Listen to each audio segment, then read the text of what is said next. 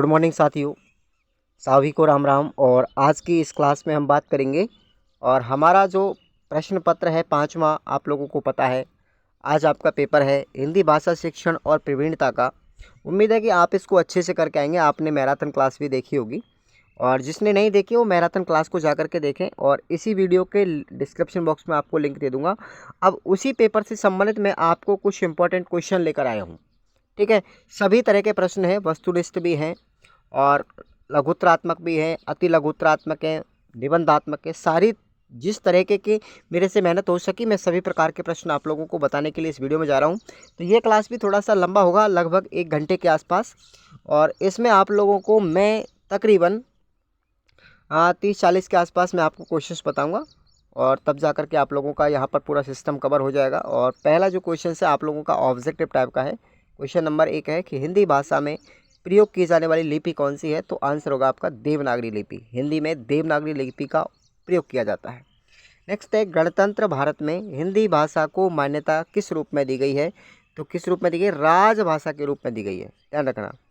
गणतंत्र भारत में हिंदी भाषा को राजभाषा के रूप में दी गई है, राष्ट्रभाषा मत करके आना साथियों, ये चीज़ ध्यान रखना। अगला है निम्नलिखित शब्दों में से शब्दकोश के क्रम को सर्वप्रथम कौन सा आएगा?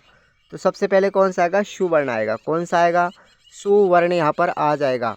अगला है साथियों, वाद विवाद प्रतियोगिता में भाग लेता है, यह अपेक्षित व्यवहारगत परिवर्तन किस उद्देश्य की पूर्ति करेगा? तो ये करेगा हमारा अभिव्यक्ति उद्देश्य की। ठीक है, तो आपका यहाँ पर डी ऑप्शन राइट हो जाएगा। अगला क्वेश्चन है भारोपीय भाषा परिवारों को कितने वर्गों में बांटा गया है? तो ये आपको 2 वर्ग याद रखने हैं। कैंटुम वर्ग, जिसमें कौन कौन सी भाषा आती है? ग्रीक, इटैलिक, केल्टी, जर्मनी और हित्ती। दूसरा वर्ग है हमारा शतम, इसके अंदर अर्मेनियम, अल्बानिया, फिजीमन, भारत और ईरानी, ये भाषा इसमें शामिल की गई हैं। अगला हमारा जो क्वेश्चन है वो है साथियों, भाषा में मौखिक आत्म प्रकाशन के कोई 4 लाभ बताओ। तो मैं आपको लाभ बता रहा हूँ मौखिक आत्म प्रकाशन के। पहला है अधिगम की सुगमता होती है, सजीव भाषा प्रकाशन, मानसिक बौद्धिक विकास का साधन, लिखित अभिव्यक्ति और रुचि में वृद्धि होती है। तो ये हमारे मौखिक आत्म प्रकाशन के 4 लाभ हो गए। अगला हमारा क्वेश्चन आता है नंबर 4, शब्द पठन और शाब्दिक पठन, इन दोनों में क्या अंतर है? बहुत अच्छा क्वेश्चन है, आप लोगों को याद करके जाना है। शब्द पठन में दृष्टि चित्र सीमित होता है 2-3 शब्दों तक, तथा शाब्दिक पठन में विस्तृत वाक्य या वाक्यांश तक होता है। शब्द पठन में गर्दन हाथ क्रियाशील होते हैं, परंतु शाब्दिक पठन में ये नहीं होता। ठीक है, और 5वां क्वेश्चन है सुंदर लेख, अनुलेख और प्रतिलेख, इन तीनों में क्या डिफरेंट है? देखो साथियों, क्वेश्चन पूछा जा चुका ऑलरेडी कई बार। सुंदर लेख है सुंदर लिखावट में लिखा गया कोई लेख, इसमें वर्णों की लिखावट पर ज़्यादा ध्यान दिया जाता है। अनुलेख क्या होता है? शिक्षक के द्वारा लिखित शब्दों या वाक्यांशों को छात्र के द्वारा उसी रूप में लिखा जाना अनुलेख कहता है। ठीक है, अनुलेख कहलाएगा। प्रतिलेख क्या है? मुद्रित कोई सामग्री या सुंदर लिखावट है जिसको देख करके छात्र अपनी अभ्यास कॉपी में लिखता है, वो है हमारा प्रतिलेख। ठीक है, अगला हमारा क्वेश्चन है, देखेंगे यहाँ पर 4 बाल साहित्य से संबंधित पत्रिकाओं के नाम। मैं आपको बाल साहित्य की पत्रिकाएं बता रहा हूँ बच्चों की, चंदा मामा, बाल भारती, चंपक, बाल हंस, पराग और चाचा चौधरी। ठीक है, ये पढ़ के जाना है आपको। वाक्य को परिभाषित कीजिए, इसके भेद बताओ। तो निश्चित क्रम में संयोजित सार्थक शब्द समूह जो संपूर्ण भाव प्रकट करने वाले शब्द समूह को वाक्य कहते हैं। अब आपको ध्यान रखना है, वाक्य कितने प्रकार के हैं? 2 प्रकार के हैं, रचना के आधार पर और अर्थ के आधार पर।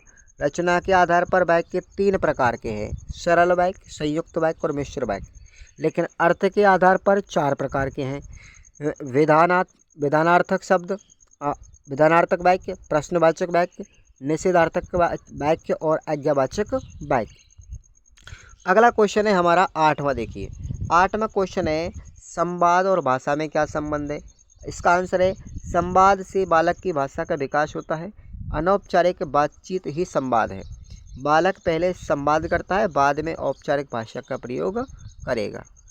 अगला क्वेश्चन है हमारा 9वां, देखेंगे हिंदी साहित्य अकादमी उदयपुर किसमें है, उदयपुर के अंदर है, तो उससे कौन सी मासिक पत्रिका प्रकाशित होती है, उसका नाम है साथियों मधुमती। कौन सी निकलेगी, मधुमती। अगला हमारा क्वेश्चन आता है मूल्यांकन और आकलन में क्या अंतर है। वेरी वेरी इंपॉर्टेंट क्वेश्चन है, रीट के लिए भी इंपॉर्टेंट है, थर्ड ग्रेड के लिए भी इंपॉर्टेंट है, ये वहाँ पर भी पूछे जाते हैं आपके, क्योंकि VSTC तो हमारा बेस है। तो आकलन क्या है, आकलन का उद्देश्य यह जानकारी प्राप्त करना है कि बच्चे ने क्या किया और कैसे सीखा, कितना सीखा। ठीक है, सीखने में शिक्षक उसकी मदद करेगा, कहाँ तक उसकी मदद करेगा, इन चीज़ों की अगर हमें जानकारी मिले तो वो आकलन है। मूल्यांकन क्या होता है, मूल्यांकन से तात्पर्य कि क्या बच्चे में अपेक्षित व्यवहार परिवर्तन हुए। मूल्यांकन में छात्र की उपलब्धि के स्तर की जानकारी प्राप्त की जाती है कि बच्चे ने कितना प्राप्त किया। अगला क्वेश्चन है नंबर 11वां, एकांकी व नाटक का मुख्य अंतर क्या है।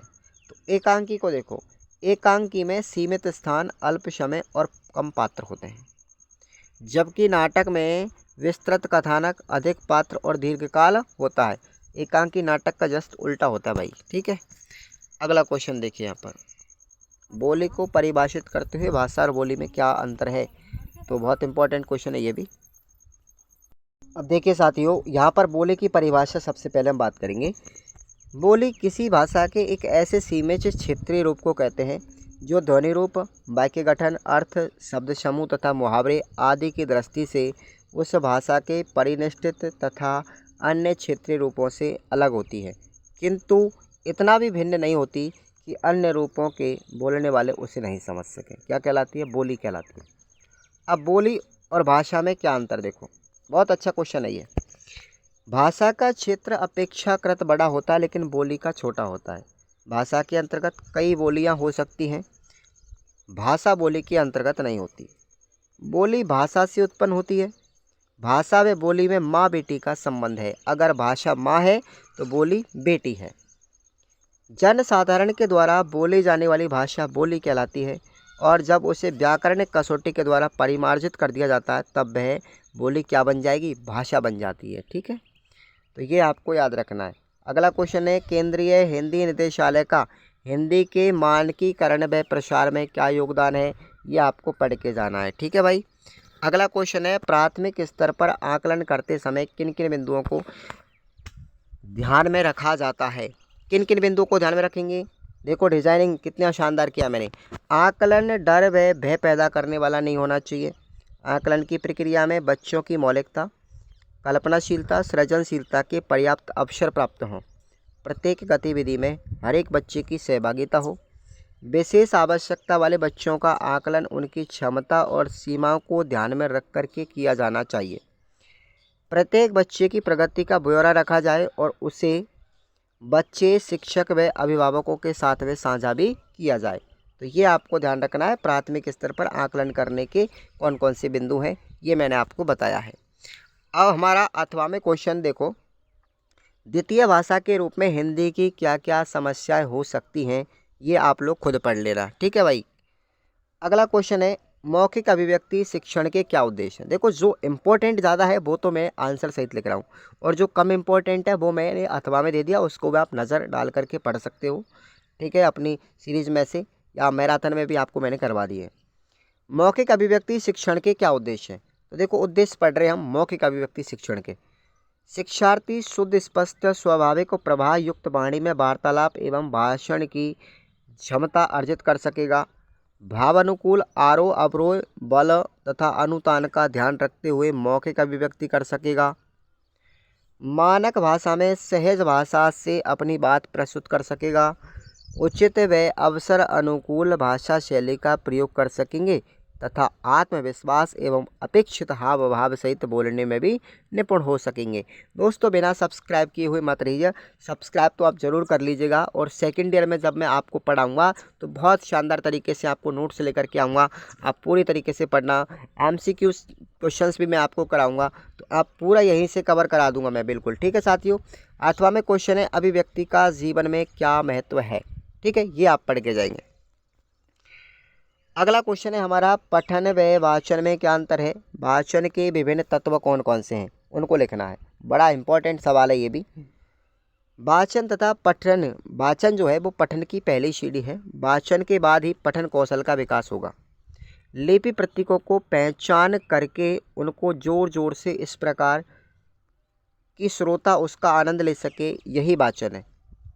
परंतु पठन में वाक्यों अनुच्छेदों का अर्थ ग्रहण करते हुए या आशय है कि बोध दोनों के अंदर होता है। ठीक है भाई, समझ तो दोनों के अंदर होती है, लेकिन वाचन में बोल के बताते हैं, पठन में क्या होता है खुद भी पढ़ सकता है बच्चा। ठीक है, अब वाचन के तत्व देखिए यहाँ पर कौन कौन से हैं। पहला तत्व है ध्वनि के प्रत्येक वर्णों को देख करके पहचानना।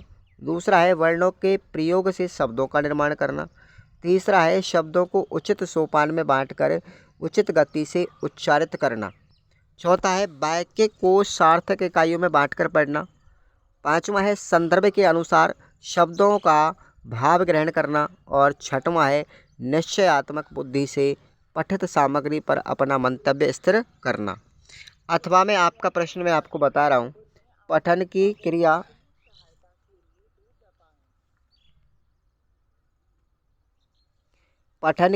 क्रिया के विभिन्न घटकों का उल्लेख कीजिएगा। और अथवा में फिर दूसरा क्वेश्चन है लोकगीतों की क्या विशेषता होती है, लिखिएगा। ठीक है भाई, ये आप लोग पढ़ के जाएंगे।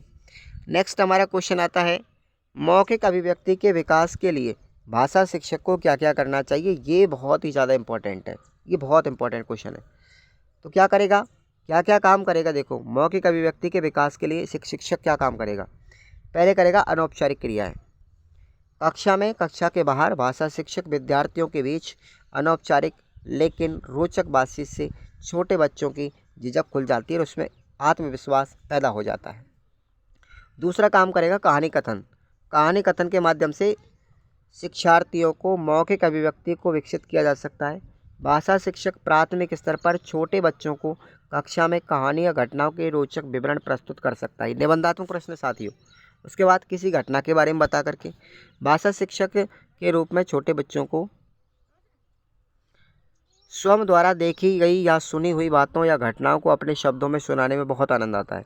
उनकी मौखिक अभिव्यक्ति के विकास हेतु शिक्षार्थियों को किसी देखी हुई घटना, दृश्य या खेल तमाशे आदि पर सुसंबद्ध ढंग से वर्णन करने के लिए उसे प्रोत्साहित किया जा सकता है। उसके बाद है चित्र वर्णन करके भी मौखिक अभिव्यक्ति का विकास करेगा। छोटे छोटे बालकों की मौखिक अभिव्यक्ति को घटना एवं कहानियों पर निर्मित चित्रों के माध्यम से विकसित किया जा सकता है। भाषण के माध्यम से भी विकास करेगा। मौखिक भाषण है वो मौखिक अभिव्यक्ति को विकसित करने के एक अत्यंत उपयुक्त साधन है। उच्च प्राथमिक से अपने ज्ञान व रुचि के आधार पर उपयुक्त शीर्षक देकर के भाषण करने के अवसर बच्चे को प्रदान करेगा। उसके बाद वाद विवाद। मौखिक अभिव्यक्ति को विकसित करते समय विद्यार्थियों में तर्क शक्ति, प्रत्युत्पन्न मति और हाजिर जवाबी, हास्य भंगी युक्त तथा अपने विचारों को प्रभावी ढंग से संक्षिप्त रूप में प्रस्तुत करने जैसे गुणों का एक टीचर विकास भी करेगा। ठीक है, अगला हमारा क्वेश्चन है अथवा में मौखिक अभिव्यक्ति के सैद्धांतिक पक्ष को समझाते हुए मौखिक अभिव्यक्ति का क्या आशय है स्पष्ट कीजिए। ठीक है भाई, अगला हमारा क्वेश्चन है पढ़ने सीखने के विभिन्न उपागमों की विवेचना करो। इसके लिए निम्नलिखित उपयुक्त विधियां कौन कौन सी हैं? तो चलिए हम विधियों को पढ़ लेते हैं। सबसे पहले विधि आती है हमारी वर्ण विधि। वर्ण विधि के अंतर्गत वर्णों को सीधे ही पहचान कराई जाती है। स्वरों तथा व्यंजनों के लिए लिखित रूप की पहचान कराना, उन्हें उनकी ध्वनियों के साथ संबंधित करना, इस विधि में वर्णमाला पर ज़्यादा ध्यान दिया जाता है। उसके बाद है शब्द विधि। शब्द विधि में शब्दों पर बल दिया जाता है। शब्दों के माध्यम से वर्ण सिखाए जाते हैं और अधिक शब्द बनाने की क्षमता वाले वर्णों को पहले पढ़ाया जाता है और कम क्षमता वाले वर्णों को बाद में पढ़ाया जाता है। इस विधि में वर्णों को वर्णमाला के क्रम में नहीं सिखाया जाता। ठीक है, अगला है वाक्य विधि। कौन सी विधि है? वाक्य विधि। यह विधि इस सिद्धांत पर आधारित है कि वाक्य की भाषा की अर्थपूर्ण इकाई है। वाक्य क्या है कि भाषा की अर्थपूर्ण इकाई है, इसलिए वर्णों को सिखाने के लिए प्रारंभिक वाक्य प्रस्तुत करना चाहिए। उस वाक्य में इस प्रकार के मूल शब्द होने चाहिए जिसके विश्लेषण से अपेक्षित वर्ण प्राप्त हो सके। इसके लिए आज्ञार्थक वाक्य उपयुक्त होते हैं क्योंकि वे लघुत्तम होते हैं, वो छोटे होते हैं। उसके बाद है संयुक्त विधि या व्यावहारिक विधि। शिक्षण विधियाँ साधन है, कोई साध्य नहीं है। सभी इन विधियों का उद्देश्य पूर्ण बोध कराना। प्रत्येक विधि की अपनी कुछ सीमाएं, कुछ गुण होते हैं। व्यावहारिक दृष्टि यह है कि विद्यार्थियों की आयु, रुचि, स्वभाव और समय, ये सामग्री सीमाओं को देखते हुए इनमें से दो या दो से अधिक विधियाँ एक साथ उपयोग में लाई जाए, या उपयोग में आने वाली दो या दो से अधिक विधियों के सभी तत्व एक ही समय में उपयोग आ सकें। तो ये हमारी क्या है, पढ़ने सीखने के उपागम में विधियाँ हैं। ठीक है भाई।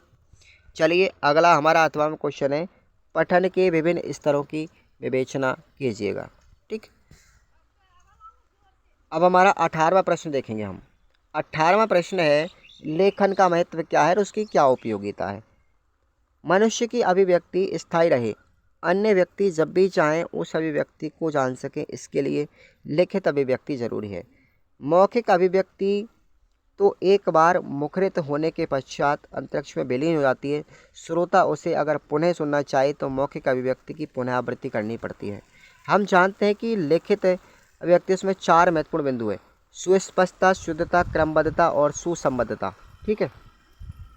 देखो, लेखक का अभिव्यक्ति का उद्देश्य, लेख करके अभिव्यक्ति करने की क्षमता का विकास करना, रचना रूपों का ज्ञान प्राप्त करना, रचना रूपों में मौलिकता लाने की योग्यता प्राप्त करना, भाषा साहित्य में रुचि। लिखित अभिव्यक्ति से व्यक्ति का विकास होता है। एक अच्छे लेखक, कहानीकार, कवि आदि के रूप में उसकी प्रसिद्धि होती है। 8वां में क्वेश्चन है आपका, छात्रों में लेखन का विकास करने के लिए कौन सी विधि उपयुक्त है। और इसी में 8वां में क्वेश्चन है, कहानी तथा संस्मरण में क्या अंतर है। ये दोनों मैंने आपको मैराथन में करवा दिया भाई। ठीक है, मैराथन का लिंक डिस्क्रिप्शन बॉक्स में दिया गया है।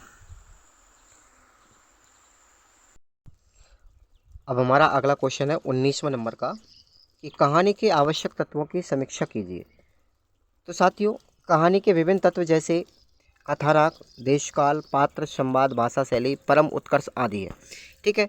अब यहाँ पर पूरा एक एक को हम डिस्क्राइब तरीके से बात करेंगे। कथानक क्या चीज़ होती है। कहानी का केंद्रीय बिंदु कथानक होता है। कहानी का कथानक आमतौर पर कहानीकार के मन में किसी घटना या किसी जानकारी या किसी अनुभव के कारण आता है।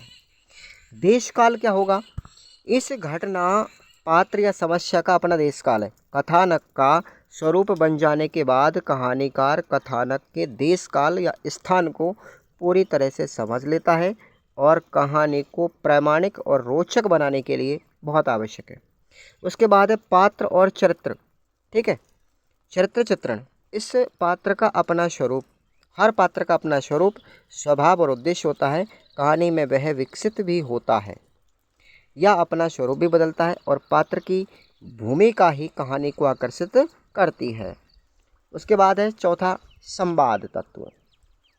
कहानी में पात्रों के संवाद बहुत महत्वपूर्ण है। संवाद के बिना पात्र की कल्पना मुश्किल है। संवाद ही कहानी व पात्र को सीमित व विकसित करते हैं, और संवाद के द्वारा कहानी को गति देते हैं और आगे बढ़ाते हैं। और हमारा अंतिम जो तत्व है 5वां, वो है भाषा शैली। भाषा अनुभूति और अभिव्यक्ति का मुख्य सेतु है। इस सेतु को मजबूत और सुंदर बनाने के लिए शब्द कारीगर नित्य नए नवाचार करते हैं।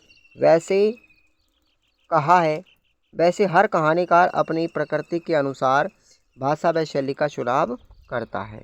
तो ये आपका पहला मॉडल पेपर। अब 2 क्वेश्चन और देख लेते हैं। इसमें समाचार लेखन की उल्टा पिरामिड शैली पर टिप्पणी लिखिए और विशेषण को परिभाषित करते हुए इसके प्रकारों का उदाहरण सहित समझ आइए। तो ठीक है साथियों, ये आप लोगों को पढ़ के और जाना है। और बात करते हैं हम अपने अगले मॉडल पेपर पर आते हैं। अगला मॉडल पेपर शुरू होता है हमारा। ध्यान से पढ़ते जाइए आप लोग, सब क्वेश्चनों को पढ़ के जाना है। क्लास 1 घंटे की होगी, 1 घंटे में आपका बहुत कुछ पढ़ने को मिलेगा और प्रश्न यहीं से छपेंगे। ठीक है। अगर आपने 1.5 घंटे की मैराथन क्लास वो और 1 घंटे की क्लास ये वाली देख ली, तो 2.5 घंटे में आप लोगों का पूरा हिंदी का पेपर जो है पूरा निचोड़ के रख देंगे आप। क्वेश्चन है, वस्तुनिष्ठ प्रश्नों के हल बना करके समझाइए। तो पहला क्वेश्चन देखेंगे, मालवा अंचल की भाषा कौन सी है। तो आंसर होगा आपका मालवी भाषा है। छात्र मैथिली शरण गुप्त के चित्र पर माल्यार्पण करता है, वह उसे नमन करता है, तो वह किस उद्देश्य से संबंधित है। तो आंसर होगा आपका अभिवृत्ति उद्देश्य की यहाँ पर पूर्ति हो रही है। मौखिक भाषा की अंतिम इकाई क्या है? ध्वनि है। मौखिक भाषा की अंतिम इकाई क्या है? ध्वनि है। वाचन वह क्रिया है जिसमें प्रतीक, ध्वनि और अर्थ साथ साथ चलते हैं। वाचन की ये परिभाषा किसने दी थी? तो साथियों ये परिभाषा दी थी डॉक्टर पांडे ने। किसने दी? डॉक्टर पांडे ने। अब हम बात करते हैं हमारे अगले प्रश्न की। शैक्षिक प्रक्रिया के 3 प्रमुख अंग कौन कौन से हैं? तो 3 प्रमुख अंग मैं आपको बता रहा हूँ। अध्यापन, उद्देश्य व प्रयोजन। दूसरा अंग है अध्ययन अध्यापन की परिस्थितियाँ। और तीसरा है हमारा मूल्यांकन। ठीक है, याद करके जाना, ये इम्पोर्टेंट है। हिंदी भाषा की 5 उपभाषाएं मानी गई हैं, उनके नाम लिखो। तो 5 उपभाषाओं के मैं नाम बता रहा हूँ। पश्चिमी हिंदी, पूर्वी हिंदी, बिहारी, राजस्थानी और पहाड़ी। ठीक है। अगला उद्देश्य है मौखिक भाषा शिक्षण के 2 उद्देश्य। पहला है अपने भावों विचारों को प्रकट करना, स्वाभाविक रूप से बोलने की योग्यता विकसित करना, प्राप्त करना, और पूछे गए प्रश्नों का शुद्ध स्पष्ट उत्तर देने की क्षमता प्राप्त करना। तो ये मौखिक भाषा शिक्षण के उद्देश्य हो गए। नेक्स्ट है प्रदेश के किन किलों को विश्व विरासत सूची में शामिल किया गया है? ये तो भाई जीके का क्वेश्चन है। तो कंबोडिया के नगर नामपे में वर्ल्ड हेरिटेज कमेटी ने राजस्थान के 6 किलों को विश्व विरासत सूची में शामिल किया है। ठीक है, तो वो 6 किले आते हैं हमारे। एक ट्रिक मैं आपको बता रहा हूँ, आम, चीकू, गाजर। देखो, आम से बन गया आमेर का किला। ठीक है, क्या बन गया? आमेर का किला। ची से बन गया चित्तौड़गढ़ का किला। कू से बन गया कुंभलगढ़ का किला। गा से बन गया गागरोन का किला। जय से बन गया जैसलमेर किला। और रै से बन गया रणथंभौर का किला। तो ये 6 किले। अब इस ट्रिक के लिए आप लोग ऑलरेडी आप जानते हो, पर लाइक कर दीजिए ट्रिक के लिए भाई। जी के वाले ट्रिक को मैं BSTC में ले आया। लिखित कार्य किसे कहते हैं, कितने प्रकार का होता है? देखेंगे, प्राप्त ज्ञान को अध्यापक द्वारा दिए गए प्रश्नों के उत्तरों को अपनी अभ्यास पुस्तिका में लिखना लिखित कार्य है। और ये 2 प्रकार का होता है। एक तो होता है कक्षा के अंदर यानी क्लास वर्क, और एक होता है क्लास से बाहर जिसको होमवर्क बोलते हैं। ठीक है, क्लास वर्क 2 प्रकार का होता है, प्रश्नों के उत्तर लिखना और प्राप्त ज्ञान को लिखना। और एक होमवर्क में क्या होता है, घर से करके लाने वाला कार्य है। गद्य की विभिन्न विधाओं के नाम बताओ भाई, उल्लेख बताओ कौन कौन सी विधा होती है गद्य की?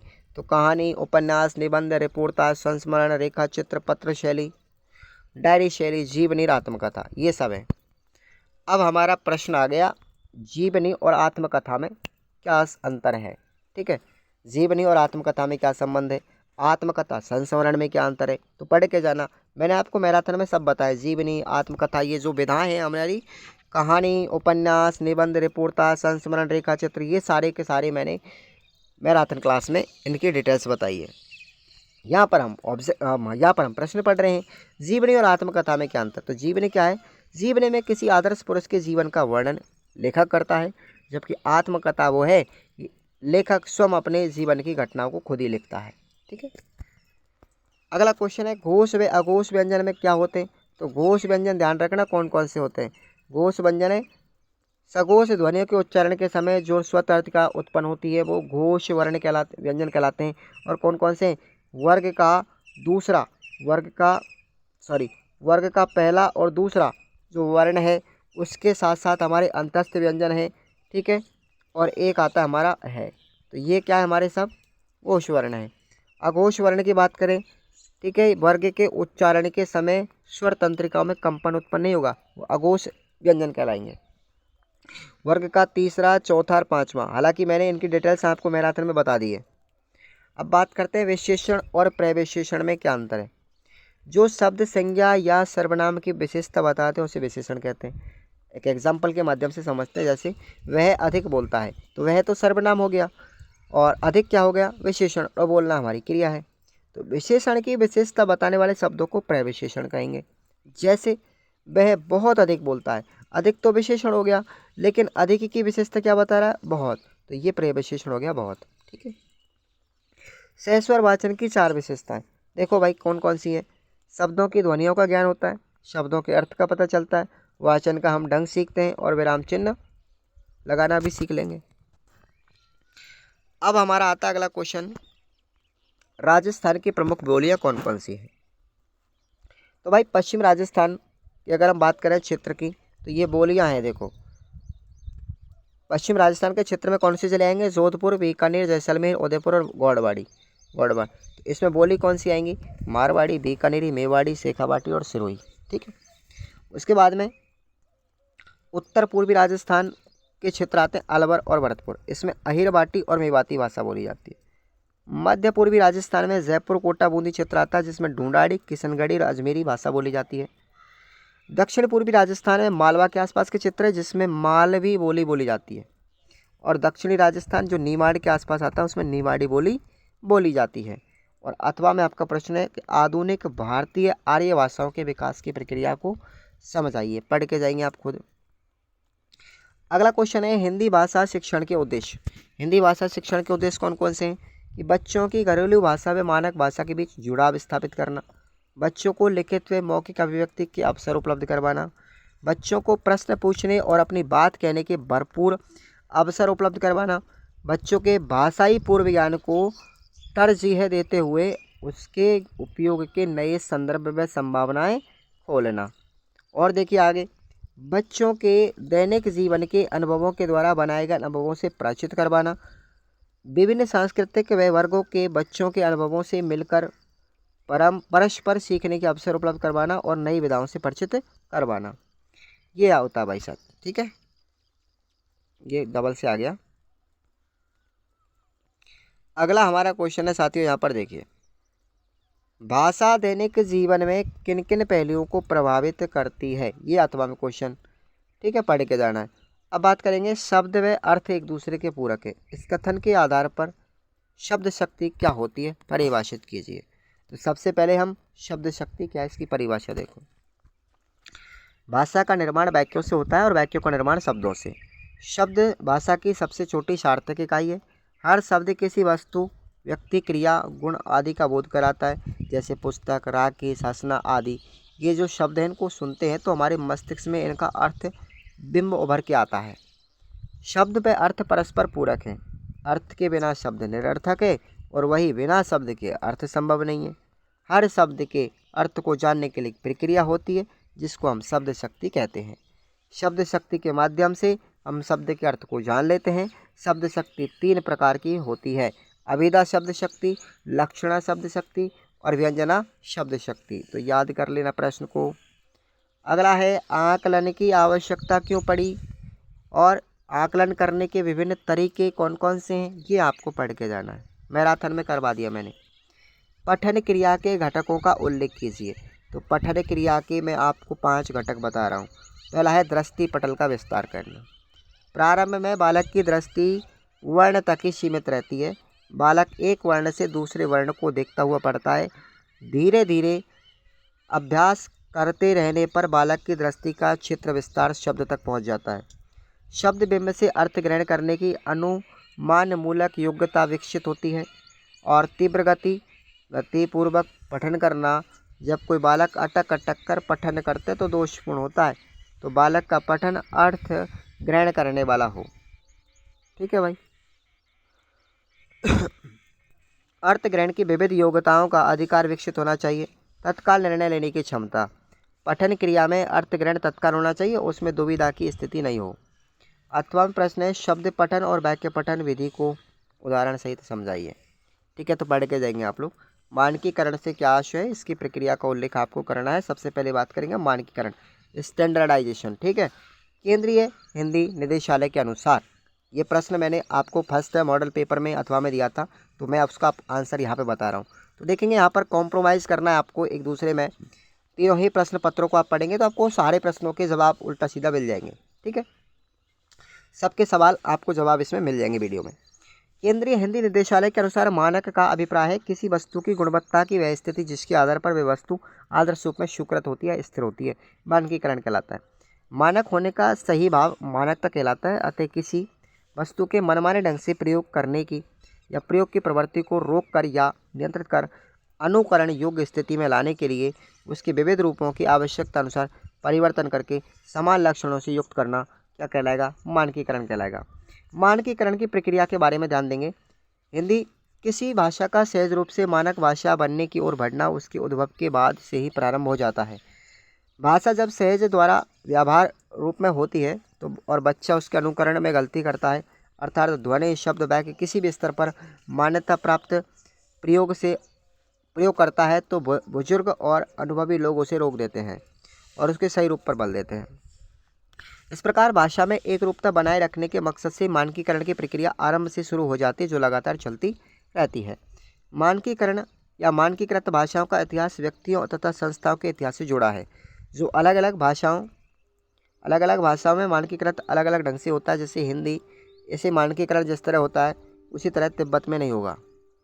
इस प्रकार से विविध भाषाओं में किसी एक भाषा का मानकीकृत रूप देने के आधार पर होते हैं, जिसमें सामाजिक महत्व, सांस्कृतिक आकांक्षा, आर्थिक लाभ, राजनीतिक संरक्षण आदि शामिल होते हैं। भाषा के मानकीकरण के लिए एक समूह संस्थान होता है जो निर्धारित उद्देश्यों की पूर्ति के लिए भाषा का मानकीकरण करता है। अथवा में प्रश्न है कि स्वतंत्रता से पहले और स्वतंत्रता के बाद हिंदी भाषा के मानकीकरण के क्या क्या प्रयास किए गए, उनका वर्णन आपको करना है। अथवा में आप 17वां क्वेश्चन है आपका, छात्रों में पठन कौशल के विकास के लिए कौन कौन से प्रयास किए जाएंगे, कौन कौन सी गतिविधियां होंगी। देखिए ज़रा, विद्यार्थियों को आत्मविश्वास के साथ निसंकोच पढ़ने के अवसर दिए जाएं। प्रसंग में अवसर अनुकूल स्वर में ओजस्विता व माधुर्य का समावेश हो। शुद्ध व स्पष्ट उच्चारण पर विशेष ध्यान दिया जाए। उचित यति गति विराम चिन्हों को ध्यान में रखकर पढ़ा जाए। अति शीघ्र, अति मंथर और अति उच्चतर स्वर, अति मंद स्वर में पठन दोषपूर्ण होता है। भाव अभिव्यक्ति की स्पष्टता, उचित मुद्रा व भाव भंगिमा के साथ पठन करना चाहिए। संदर्भ पुस्तकों को पढ़ते रहने का अभ्यास और कठिन शब्दों के अर्थ हेतु शब्दकोश का प्रयोग करना चाहिए।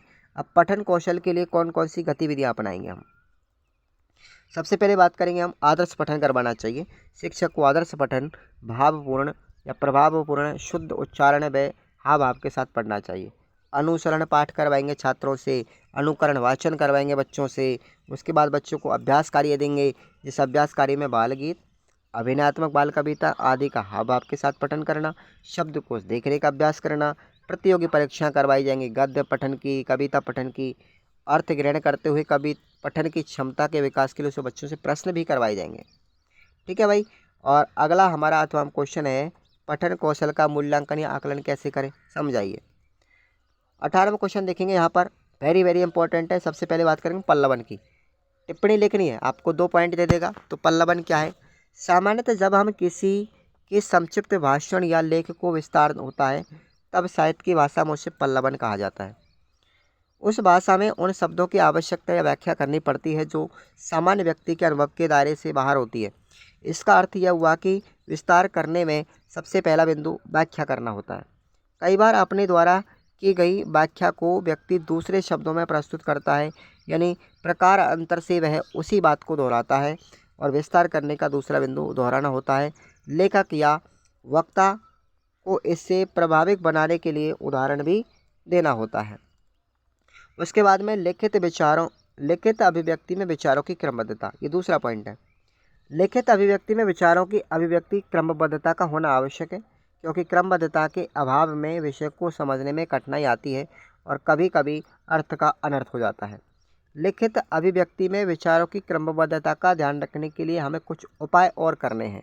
वो उपाय कौन कौन से देखेंगे। क्रमबद्धता पर ध्यान दिलाने के लिए कोई कहानी सुना करके उसकी घटनाओं के क्रम को पूछा जाता है।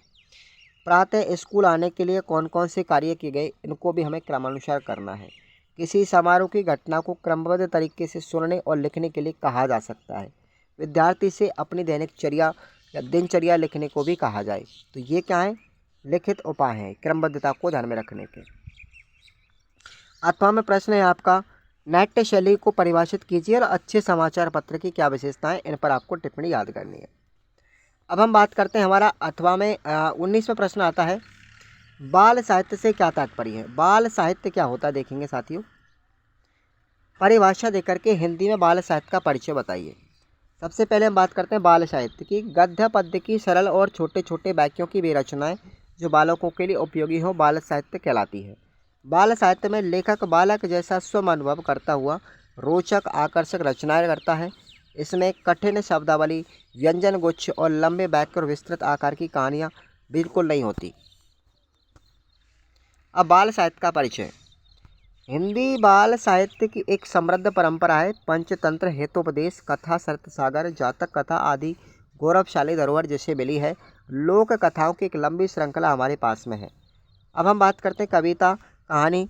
बच्चों के बीच सर्वाधिक लोकप्रिय विधा है। अपनी संगठनात्मकता के कारण उन्हें सहज ही कंठस्थ बच्चे कर लेते हैं और कविताएं उन्हें अच्छी लगती है, उनके मन को छू लेती है और जुबान पर चढ़ जाती है।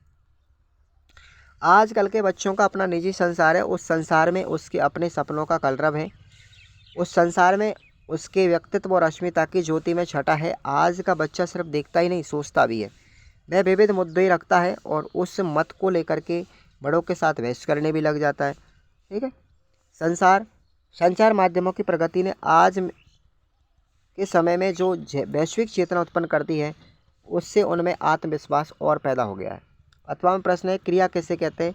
किस किस आधार पर क्रिया के भेदों को किया जा सकता है, वर्णन कीजिएगा। तो ये हमारा होता है प्रश्न। हमारा ये मॉडल पेपर हमारा दूसरा ख़त्म हुआ। अब तैयारी करते हैं हम तीसरे नंबर की। पढ़ते जाइए आप लोग, प्रश्न सब बढ़िया हैं, प्रश्न यहीं से छपेंगे, चिंता मत करो भैया, बिल्कुल चिंता मत करो। आप तो मुझे सपोर्ट करेंगे ना, मैं इसी में खुश हूँ। अगला प्रश्न है, हिंदी भाषा का विकास कैसे हुआ? तो हिंदी भाषा का विकास है अपभ्रंश से। साथियों मेरा गला बैठ चुका है बिल्कुल बोलते बोलते, तो आप मुझे इस चीज़ के लिए सपोर्ट करें थोड़ा सा, मुझे बड़ी खुशी होगी कि मैं मेहनत कर रहा हूँ और आप लोग मुझे सपोर्ट कर रहे हैं। मौखिक व लिखित रूप में किसके माने जाते हैं? तो भाषा के माने जाते हैं। किस प्रक्रिया से छात्रों में योग्यता का विकास और ज्ञानार्जन का विकास होता है? तो गहन अध्ययन से होता है। पंचतंत्र के रचयिता कौन है? विष्णु शर्मा है, याद रख लेना। अगला क्वेश्चन है, हिंदी भाषा विकास के कालखंडों को क्रम में बताओ। तो हिंदी भाषा के 3 कालखंड हैं। पहला है हिंदी का आरंभिक काल, जो 1000 ईस्वी से 1500 ईस्वी तक चला। हिंदी का मध्यकाल है, वो 1500 से 18वीं सदी तक चला। और हिंदी का जो आधुनिक काल है वो 1800 ईस्वी से लेकर के वर्तमान तक चल रहा है। अथवा में क्वेश्चन है अपना अगला क्वेश्चन है तीसरा, हिंदी भाषा शिक्षण के मूल कौशल कौन से हैं? तो 4 मूल कौशल याद रखना, सुनना, बोलना, पढ़ना और लिखना। फिक्स याद रखना, LSRW। ठीक है। लर्निंग, स्पीकिंग, ठीक है, राइटिंग और रीडिंग एंड राइटिंग। ओके। अगला क्वेश्चन है हमारा, मौखिक अभिव्यक्ति कौशल की परिभाषा लिखें और उसकी विशेषता बताओ। मौखिक के अवयवों के माध्यम से भावों तथा विचारों की अभिव्यक्ति मौखिक अभिव्यक्ति कहलाती है। इसकी विशेषता कौन कौन सी है? स्वाभाविकता, स्पष्टता, बोधगम्यता, मधुरता और शिष्टता। आगे बात करते हैं, वाचन किसे कहते हैं? लिखित भाषा में अभिव्यक्त विचारों तथा भावों को मौन व स्वस्वर रूप में पढ़ने की जो क्रिया है वो वाचन कहलाती है। लेखन कौशल संबंधी 4 योग्यताएं देखो, सुंदर स्पष्ट सुपाठ्य लिखना, शुद्ध वर्तनी में लिखना, उपयुक्त शब्द विराम चिन्हों का प्रयोग करना और प्रसंग के अनुसार सटीक शब्द लिखना। नेक्स्ट क्वेश्चन है, समाचार के तत्व कौन कौन से हैं? समाचार के तत्व हैं नवीनता, विशेषता, व्यापकता, प्रामाणिकता, रुचिपूर्णता, प्रभावशीलता और स्पष्टता। ये समाचार पत्र के तत्व हैं, याद करके जाना भाई। अगला हमारा प्रश्न है, छोटे प्रश्न है अभी, क्रिया के आधार पर वाक्य के भेद कितने हैं? तो 3 प्रकार के वाक्य होते हैं क्रिया के आधार पर, कर्तृ प्रधान वाक्य, कर्म प्रधान वाक्य और भाव प्रधान वाक्य। याद रख लेना तीनों को। अगला क्वेश्चन है, मानक भाषा या आदर्श भाषा किसे कहते हैं? भाषा की क्या विशेषता होती है? सबसे पहले बात करेंगे मानक भाषा कहेंगे किसे? किसी भाषा क्षेत्र के पढ़े लिखे लोगों, विचार विनिमय तथा शिक्षा, धर्म व राजनीति में प्रयोग की जाने वाली जो भाषा है वो हमारी स्टैंडर्ड लैंग्वेज कहलाती है, मानक भाषा कहलाती है। भाषा की विशेषता देखोगे, भाषा के माध्यम से मानव अपने विचारों का आदान प्रदान कर सकता है। भाषा अभिव्यक्ति हेतु उच्चारण की सीमित ध्वनियों का संगठन है और भाषा के द्वारा ही मानव ज्ञान संचय और प्रसारण का वर्धन करता है। प्रश्न आपका अथवा में है, भारत के संदर्भ में भाषा के मानकीकरण के विभिन्न पहलुओं को समझाइए। आपको यूनिट नंबर 1 में मैंने करवा दिया। ठीक। अगला क्वेश्चन है, बोलने के कौशल का विकास करने के लिए अध्यापक को कौन कौन सी विधियों का आयोजन करना चाहिए?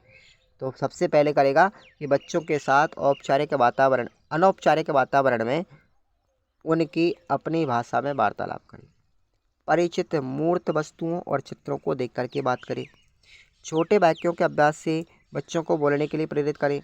बच्चे जो हैं वो कहानी तथा कविता, बाल गीत सुनाने को कहें। बच्चों कहानी, कविता और बाल गीत सुनाओ। कक्षा में नाटक एकांकी के द्वारा अभिनय करवाए। हमारा अथवा में क्वेश्चन है, लिखने व पढ़ने के कौशल का विकास करने के लिए एक शिक्षक को किन किन गतिविधियों का आयोजन करना चाहिए?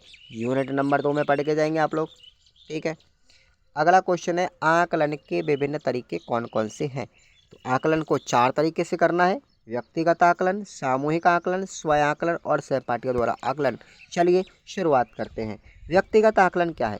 एक बच्चे को केंद्र में रखेंगे, फिर उसका आकलन करेंगे, ठीक है, और उसकी गतिविधियाँ कौन कौन सी की है उस पर भी नज़र करेंगे, ठीक है, ये व्यक्तिगत आकलन। सामूहिक आकलन क्या होता है? किसी कार्य को पूर्ण करने के लिए हम क्या करेंगे, बच्चों को सामूहिक रूप से काम दे देंगे और सीखने की प्रगति का आकलन करेंगे, सामूहिक आकलन है। स्वयं आकलन क्या होता है? बच्चा स्वयं ही कुछ सीखता है, ज्ञान कौशल जो भी प्रक्रिया करता है, व्यवहार करता है, वो स्वयं ही उसका आकलन करे, स्वयं आकलन कहलाएगा। सहपाठियों का आकलन, सहपाठियों द्वारा आकलन क्या होगा? एक बच्चे के द्वारा दूसरे समूह के बच्चों का आकलन जो किया जाता है, इसमें दो बच्चों की जोड़ी या समूह के माध्यम से इसे करवाया जाता है। अथवा में प्रश्न है, विशेष आवश्यकता वाले बच्चों में मौखिक अभिव्यक्ति के विकास के लिए अध्यापक को किस प्रकार की विशेष तैयारी करनी पड़ती है? यूनिट नंबर 3 का क्वेश्चन है ये। अथवा में अपना प्रश्न देखेंगे। अगला प्रश्न है हमारा 12वां। देखो भाई 12वां क्वेश्चन आता है हमारा, पठन कौशल के विकास के लिए विद्यार्थी शिक्षक यानी छात्र अध्यापक जो है, BSTC करने वाले आप हो तो उसको छात्र अध्यापक बोलेंगे, तो उनको किन किन बिंदुओं पर ध्यान देना आवश्यक है? यूनिट नंबर 4 में है ये, पढ़ लो इसको। विद्यार्थी को आत्मविश्वास के साथ निसंकोच पढ़ने के अवसर दें, प्रसंग तथा अवसर अनुकूल स्वर में ओजस्विता माधुर्य का समावेश हो, शुद्ध व स्पष्ट वातावरण उच्चारण पर विशेष ध्यान दिया जाए, उचित गति यति विराम चिन्हों को ध्यान में रख कर के पढ़ा जाए, अति शीघ्र, अति मंथर, अति उच्चार स्वर और अति मंद स्वर से पठन दोषपूर्ण होता है। भाव अभिव्यक्ति की स्पष्टता, उचित मुद्रा, भाव भंगिमा के साथ पढ़ना चाहिए। संदर्भित पुस्तकों को पढ़ते रहने का अभ्यास और कठिन शब्दों के अर्थ हेतु शब्दकोश का उपयोग करना चाहिए। तो ये हो गया 12वां क्वेश्चन। अथवा में इसका क्वेश्चन मैं आपको बता रहा हूँ, भाषा शिक्षण में पठन के क्या महत्व हैं, स्पष्ट कीजिएगा। यूनिट नंबर 4 में मिलेगा। अगला क्वेश्चन है, लिखित तथा मौखिक अभिव्यक्ति में क्या अंतर है? चलो मौखिक अभिव्यक्ति को समझते हैं। मौखिक का मतलब बोलना। बोलना जिस तरह अपने हाव भावों और विचारों की अभिव्यक्ति है, वैसे ही लिखना भी क्या होती है? एक अभिव्यक्ति होती है। बोलना एक अमूर्त है, अस्थायी है, इसमें एक प्रकार की तात्कालिक होती है, लेकिन लिखित रूप में ले जाने पर हम उसे मूर्त और अस्थायी दे देते हैं, ठीक है। लिखने में अपेक्षाकृत अधिक समय और शारीरिक ऊर्जा लगती है, समय भी लगता है लिखने में, लेकिन बोलने में नहीं लगता। ये सुविधा बोलने में नहीं है भाई, ये सुविधा बोलने में नहीं है, उसमें बदलाव की सुधार की गुंजाइश होती है। किसमें? बोलने में सुधार की गुंजाइश नहीं होती, लेकिन लिखने में होती है।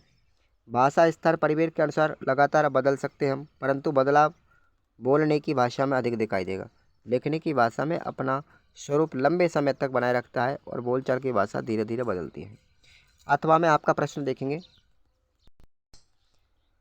अथवा में आपका प्रश्न है, लिखित अभिव्यक्ति का मूल्यांकन करते समय आप किन किन बातों का ध्यान रखेंगे?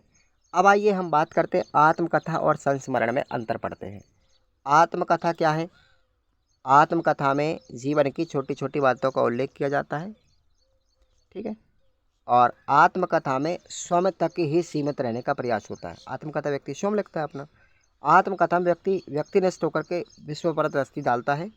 आत्मकथा में यथार्थ जीवन का चित्रण किया जाता है और आत्मकथा में लेखक स्वयं के जीवन का वर्णन करेगा। लेकिन संस्मरण में लेखक उन घटनाओं का या व्यक्तियों का संक्षिप्त वर्णन करता है जो उसके लिए स्मरणीय है। संस्मरण में लेखक दूसरों के बारे में लिखता है। संस्मरण में पहल बाहरी घटना या अन्य व्यक्ति की कहानी लेखक लिखेगा। संस्मरण में परिवेश पर कम बल दिया जाता है और संस्मरण इतिहास के निकट नहीं होता, ठीक है। तो आत्मकथा और संस्मरण आपको याद करके जाना है। कहानी जीवनी आपको याद करके जानी है, संस्मरण कहानी आपको याद करके जानी है। तो इनके ये सारी चीज़ें पढ़ के जाना आपको। अथवा में वाक्य कैसे कहते हैं? वाक्य के विभिन्न अंगों की विवेचना करो। ये प्रश्न मैंने आपको मैराथन में करवा दिया भाई। अब बात करते हैं मौखिक अभिव्यक्ति में वार्तालाप का सर्वाधिक महत्व है। वार्तालाप की क्या विशेषताएं होती हैं? बहुत अच्छा क्वेश्चन है, इंपॉर्टेंट है, पढ़ के आप लोग जाएंगे। विशेषता पढ़ो सबसे पहले। बोधगम्य भाषा का प्रयोग होना चाहिए। किसी भी प्रश्न का उत्तर या बात अस्पष्ट या संदिग्ध भाषा में नहीं होना चाहिए। आदर्श वार्तालाप की प्रमुख विशेषता उसका मधुर होना। मधुरता में आकर्षण शक्ति होती है। वार्तालाप की सरलता उसकी प्रभाव उत्पादकता से है। जनता के हृदय पर वे व्यक्ति अपना प्रभाव डाल पाते हैं जो कि अपने भाषण या कथा को प्रभावशाली ढंग से प्रयोग करने में सफल होते हैं। इसमें वार्तालाप सर्वमान्य भाषा का प्रयोग करना चाहिए।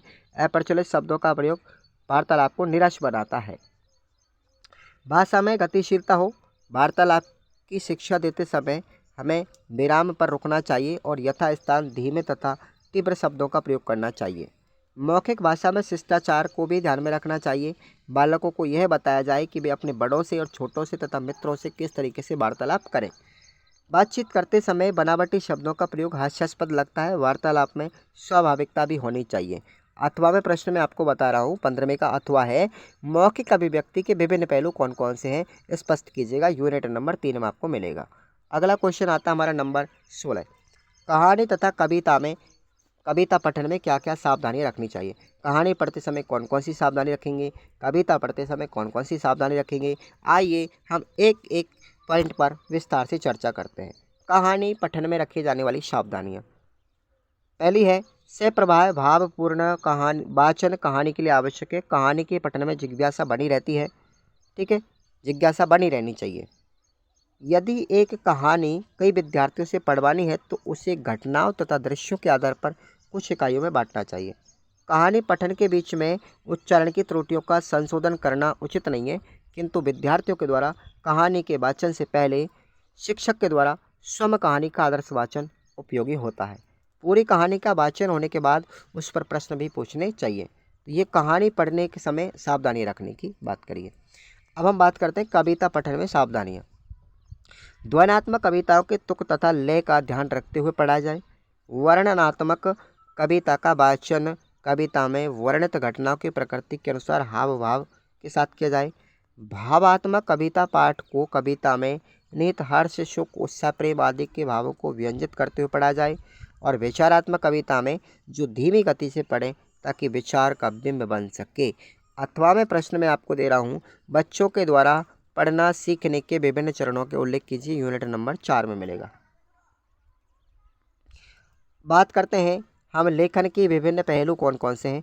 लेखन के विभिन्न पहलू कौन कौन से हैं, ये मैंने अथवा में प्रश्न दिया था ना सेकंड एस पेपर में, तो वो यहाँ पर डिस्क्राइब कर रहा हूँ उसको मैं, उसका आंसर देख लो भाई अब, ठीक है। लेखन के विभिन्न पहलू।